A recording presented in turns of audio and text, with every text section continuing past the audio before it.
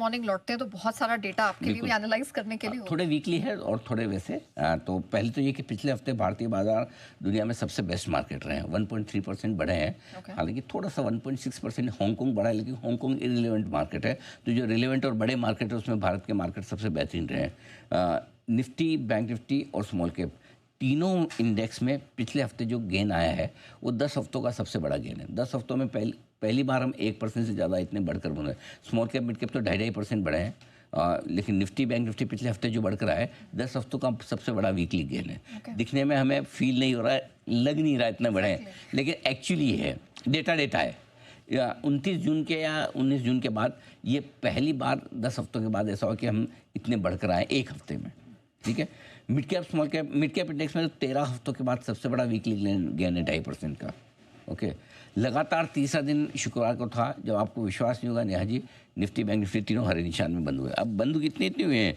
6 point, 19 point और 135 point. ये Nifty के 3 दिनों के गेन है। बैंक निफ्टी के आप देखिए 39, 7 और 406। सो लेकिन तीनों दिन बंद ग्रीन में हुए। ये कॉन्फिडेंस बढ़ाने वाला है। ऑटो और मेटल इंडेक्स आपके 5% पिछले हफ्ते बढ़े हैं। सिर्फ आईटी इंडेक्स पिछले हफ्ते लाल निशान में रहा, वो भी आज उसके भरपाई करने की कोशिश है। आज हमारे रिकमेंडेशन लिस्ट में लॉन्ग साइड पे आईटी इंडेक्स है। ओके, बताऊंगा क्यों। रिलायंस 1375 और एचडीएफसी 967 के लेवल पे बंद हुआ, जो 6 दिनों के हाईएस्ट लेवल पर क्लोजिंग आई 6 दिनों का है। ये एक अच्छा संकेत है। ये आपके लिए मार्केट के डेटा। अब एफआईएस की बता दूं। बिल्कुल सर। एफआईएस की इंडेक्स फ्यूचर्स की लॉन्ग पोजीशन 7.4% पे है और मार्च 2023 22 मार्च 2023 को पहले ये लॉन्ग पोजीशन थी 7.75% के लेवल पे। उसके बाद ये लोएस्ट है। इनफैक्ट 2012 से हमारे पास जो अब तक के रिकॉर्ड है, ये एफआईएस की सबसे कम long position. FIs highest ever short position में बैठे, हाईएस्ट एवर, हाईएस्ट। इतने शॉर्ट कभी एफआईएस नहीं रहे। अब पता नहीं इनको किस चीज़ का डर है। अब अगर ये ट्रंप को मानते हैं तो आज शॉर्ट काटेंगे, और ट्रंप को भी नहीं मानते तो फिर किसको मानते भगवान जाने। सो एफआईएस अब तक का हाईएस्ट शॉर्ट पोजीशन है, एफआईएस का लोएस्ट लॉन्ग पोजीशन है। देखते हैं क्या होता है। और एफआईएस की स्टॉक फ्यूचर्स में लगातार चौथे दिन बिकवाली हुई है, लेकिन छोटी थी, सिर्फ 96 करोड़ की। ओके सर, हमारे ग्लोबल मार्केट में क्या क्या डेटा निकला है? ग्लोबल के डेटा में शुक्रवार को जैसा मैंने कहा तीनों इंडेक्स ने लाइफ हाई बनाया है। अब ये देखिए मजे की बात, देखिए अमेरिका के डेटा बहुत इंपॉर्टेंट है, बहुत इंटरेस्टिंग है। 7 अप्रैल को तीनों इंडेक्स ने 52 हफ्तों का निचला स्तर छुआ था, 52 वीक लो तीनों, डाउ नैस्डैक ऐसे में। वहां से 5 महीने हुए, 7 अप्रैल से आज 8 सितंबर में आए, जो क्लोजिंग थी 5 की, तो 5 महीने मान लीजिए।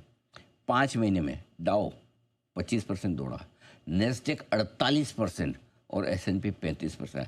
ये कमाई हुई अमेरिकी बाजू। अब मुझे बताओ कैसे एफआईएस भारत में आएंगे जब अमेरिका के मार्केट खुद इतने मजबूत हैं। ओके, रुपया हमारा कमजोर होकर 88-89 हो रहा है, तो फिर अमेरिका का एफआई क्यों यहाँ पैसा लगाएगा?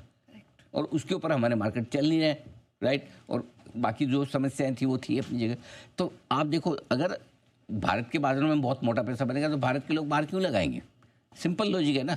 तो अमेरिका में इतना पैसा बना है, सोचिए, जो लोगों को डर था टैरिफ वेरिफ लगने के बाद, ये वो सारा 9 अप्रैल का लो टैरिफ पे ही हुआ ना।